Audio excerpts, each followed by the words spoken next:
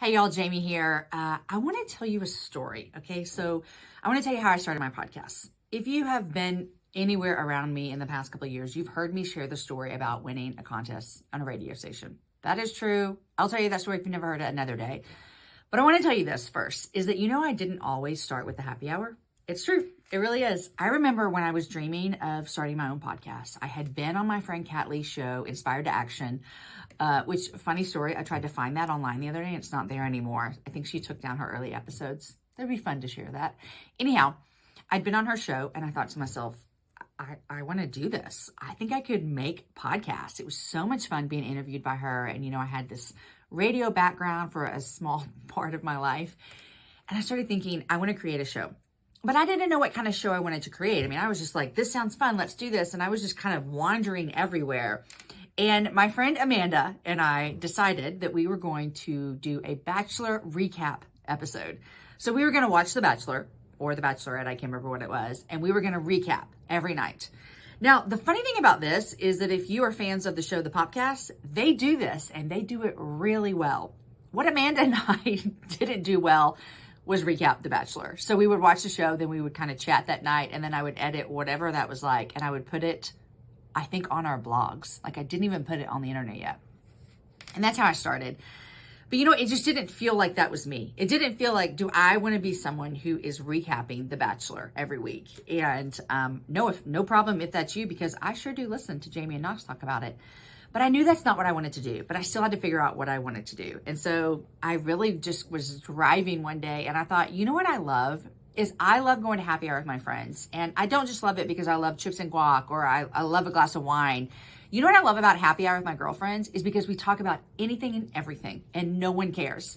Like, we'll have conversations about TV shows that we're watching. We'll have conversations about this new, awesome hair dryer that we found. And we'll have conversations about Jesus. And all of that happens within a span of 120 minutes and no one stops talking. And I thought to myself, I want to do that. I want to create that show. And so that really is how the happy hour was born, was just me saying, I want to create conversations that mimic what I have with my girlfriends and I. Now, if you've listened to my show for a long time, the show has evolved a whole lot.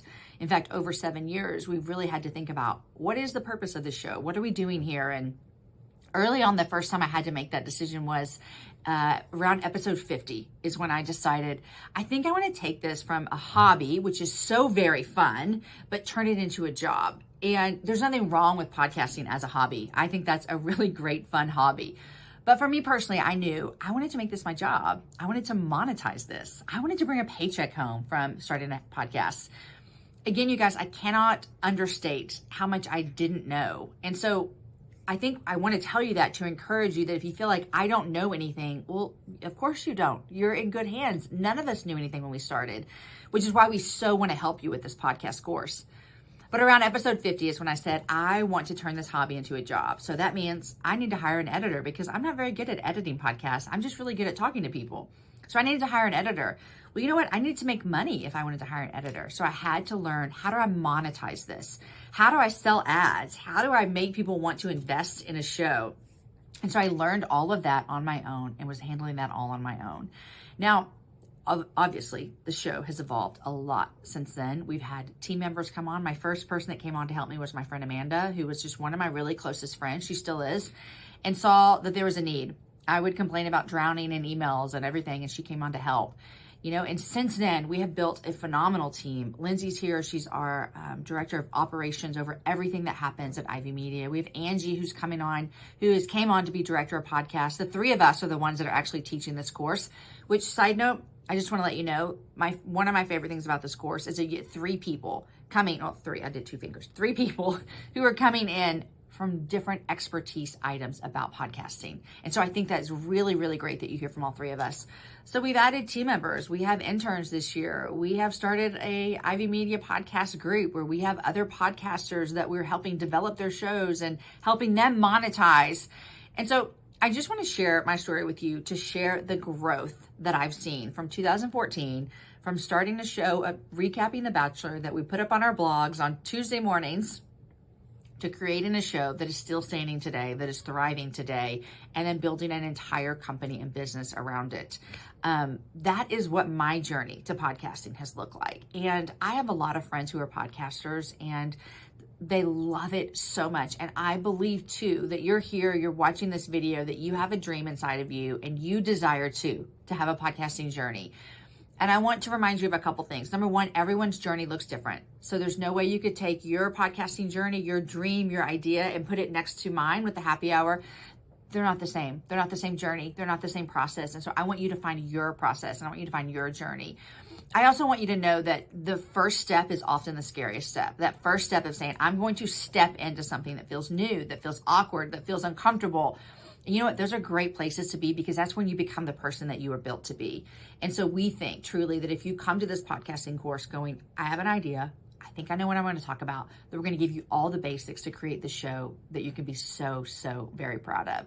So I would actually love to hear from you. And I want to know, why do you want to start a show?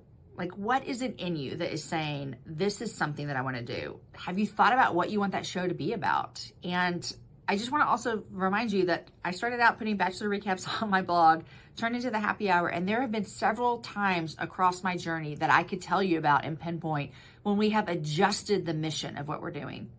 Let me rephrase that. Not adjusted the mission, because we always want to do the same things with our show, but we've adjusted the way we go about it. And you know what? I'm proud of that. And I think that that is a great thing to have. So I want you to just think right now where you are today. Why do you want to do a show? What do you want to do a show about? I'd love for you to write that down. Tell it to a friend even. Tell it to us. We would love for you to tell us why you're thinking about that, because I really think that can be your journey as well of starting your own show.